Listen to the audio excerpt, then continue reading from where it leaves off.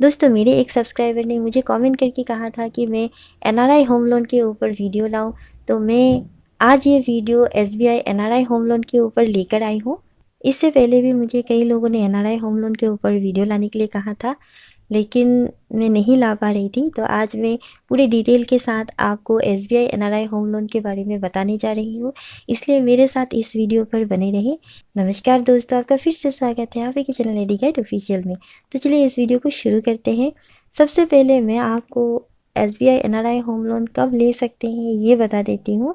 दोस्तों, SBI NRI home loan केवल अनिवासी भारतीय यानी जो एनआरआई से उनके लिए और इसके साथ भारतीय मूल के व्यक्ति पर्सन ऑफ इंडियन ओरिजिन यानी पीआईओस के लिए खासकर डिज़ाइन किया गया है।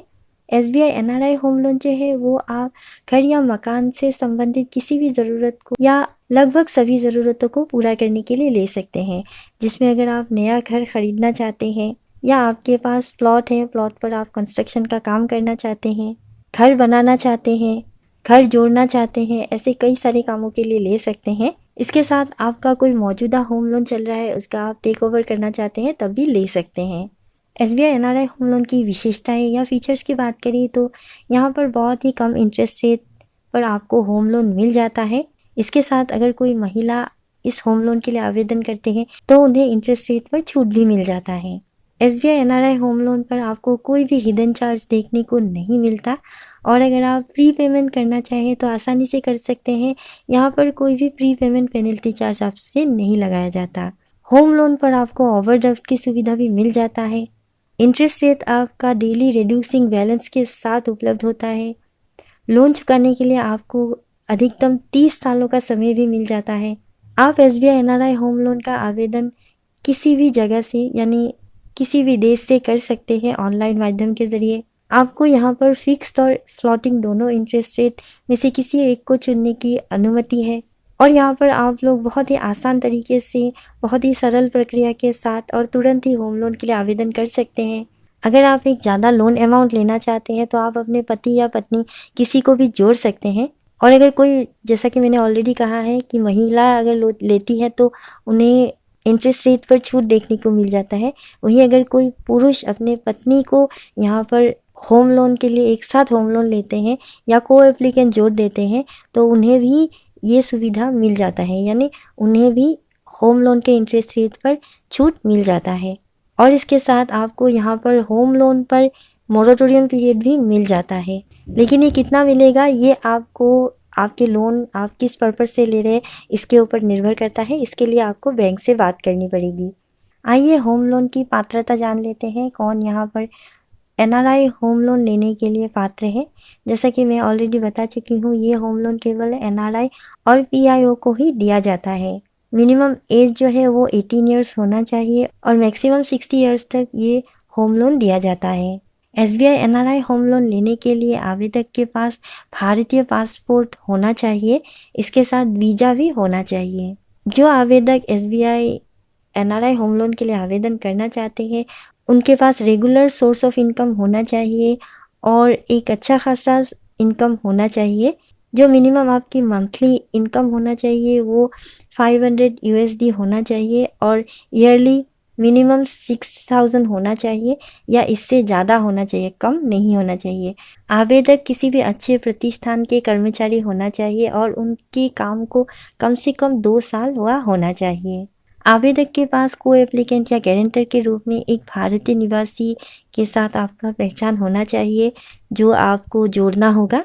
इंटरेस्ट रेट की बात करें तो एसबीआई एनआरआई होम लोन का जो इंटरेस्ट रेट शुरू हो रहा है वो 9.75% से शुरू हो रहा है, जो आपके सिविल स्कोर पर निर्भर है, और अधिकतम ये 10.15% तक जा सकता है।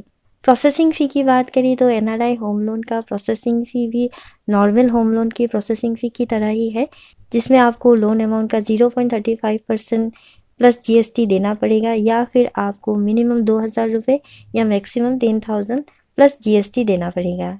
डॉक्यूमेंट्स की बात करें तो एसबीआई एनआरआई होम लोन के लिए आवेदक को एम्प्लॉयमेंट आइडेंटिटी कार्ड देना होगा, attach copy of valid passport and visa, address proof देना होगा, जो करंट आप रह रहे हैं उसका जो एड्रेस है वो मेंशन होना चाहिए। मार्चेंट नेवी में कार्यरत आवेदकों को कंटिन्यूस डिस्चार्ज सर्टिफिकेट CDC देना होगा। और अगर कोई PIO आवेदन कर रहे हैं तो उन्हें भारत सरकार द्वारा जारी PIO कार्ड देना होगा। प्रूफ ऑफ आइडेंटिटी के लिए आप पैन कार्ड, पासपोर्ट का तो आपको देना ही होगा, वो भी हो जाएगा, फिर भी आपको पैन कार्ड देना होगा। इसके साथ ड्राइविंग लाइसेंस या वोटर ID कार्ड भी आप दे सकते हैं। प्रूफ ऑफ एड्रेस के लिए आप टेलीफोन बिल, बिजली का बिल, पानी का बिल, पाइप गैस बिल की कॉपी या पासपोर्ट या ड्राइविंग लाइसेंस या आधार कार्ड दे सकते हैं। विविध तौर पे भरा हुआ एप्लीकेशन फॉर्म देना होगा। इसके साथ 3 पासपोर्ट साइज फोटोग्राफ देना होगा। प्रॉपर्टी रिलेटेड डॉक्यूमेंट्स में आपको registered agreement for sale only for Maharashtra, इसके साथ अलॉटमेंट लेटर या स्टाम्प एग्रीमेंट फॉर सेल आप दे सकते हैं। रेडी टू मूव प्रॉपर्टी के लिए आपको ऑक्यूपेंसी सर्टिफिकेट देना होगा, शेयर सर्टिफिकेट देना होगा, लेकिन ये महाराष्ट्र के लिए है। Maintenance bill, electricity bill, property tax receipt, approve plan copy, xerox, blueprint और registered development agreement of the builder.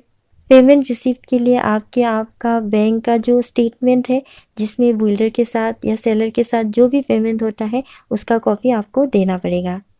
Account statement आपको देना पड़ेगा जिसमें पिछले 6 महीने का आपका रिकॉर्ड हो, आपकी सैलरी का और सेविंग्स अकाउंट का जितना भी आपका रिकॉर्ड हो पिछले 6 महीने का, वो उस बैंक का आपको बैंक स्टेटमेंट देना होगा। और अगर आपका दूसरे बैंक में अकाउंट है या कोई लोन चल रहा है दूसरे बैंक में तो उसका पूरा रिकॉर्ड आपको देना होगा, यानी कि उस बैंक का पूरा 1 साल का जो बैंक स्टेटमेंट है वो आपको देना पड़ेगा। पिछले 3 महीने का सैलरी स्लिप देना होगा। और जैसा कि ऑलरेडी कह चुकी हूँ कि आपको सैलरी अकाउंट का बैंक स्टेटमेंट देना होगा पिछले 6 महीने का। वही अगर आप एक सैलरीड पर्सन ना हो कि अगर एक बिजनेसमैन हुए तो आपको प्रूफ ऑफ इनकम देना होगा। सेल्फ एम्प्लॉयड प्रोफेशनल और बिजनेसमैन दोनों को ही पिछले 2 साल का आपको CA द्वारा या ऑडिट ऑफिसर द्वारा सर्टिफाइड बैलेंस शीट देना होगा और P&L अकाउंट देना होगा। पिछले 6 महीने का बैंक स्टेटमेंट देना होगा। व्यक्ति के साथ साथ जो भी कंपनी या संस्था है या यूनिट है उनके नाम पर जो भी अकाउंट है उन दोनों का ही आपको पिछले 6 महीने का स्टेटमेंट देना होगा। तो ये कुछ डॉक्यूमेंट्स ज़रूरी थे जो आपको देना होगा। अगर आप इन डॉक्यूमेंट्स का लिस्ट चाहते हैं, फ़ोटोकॉपी चाहते हैं तो आप मेरे टेलीग्राम चैनल को ज़रूर ज्वाइन करें। मैं वहाँ पर इसका पूरा फ़ोटोकॉपी आपको निकाल के दे दूँगी। और या आप चाहें तो स्टेट बैंक के ऑफिशियल वेबसाइट पर जाकर भी चेक कर सकते हैं। अब बात करते हैं लोन अमाउंट कितना मिलेगा। तो बता दें, वैसे तो लोन अमाउंट जो है वो SBI होम लोन की तरह ही है, जो आपको प्रॉपर्टी वैल्यू के ऊपर 75 से 90% तक मिल जाता है। वहीं मैक्सिमम लोन अमाउंट 3 करोड़ तक दिया जाता है। लेकिन ये कई सारी बातों को देखने के बाद ही निर्धारित होगा कि आप कितनी लोन अमाउंट चाहते हैं। ये आपके सिविल स्कोर, आपकी सैलरी, इन सब बातों को देखने के बाद, आपका NMI, EMI और NMI रेशियो देखने के बाद ही बैंक द्वारा निर्धारित किया जाता है। कैसे आवेदन करेंगे? तो आसानी से आप ऑनलाइन माध्यम के द्वारा कर सकते हैं। आप SBI के ऑफिशियल वेबसाइट पर जाकर भी कर सकते हैं। बहुत ही आसान प्रोसेस है। तो दोस्तों, आज का video SBI NRI home loan के ऊपर था। जो भी ज़रूरी बातें थी मैंने सभी कवर कर दिया है इस वीडियो में। फिर भी कोई अगर सवाल रहता है तो आप मुझे कमेंट कर सकते हैं। इसके साथ अगर आपको ये वीडियो अच्छा लगे तो इस वीडियो को लाइक और शेयर ज़रूर करें। तो मिलते हैं अगले एक नए वीडियो के साथ। तब तक के लिए नमस्कार।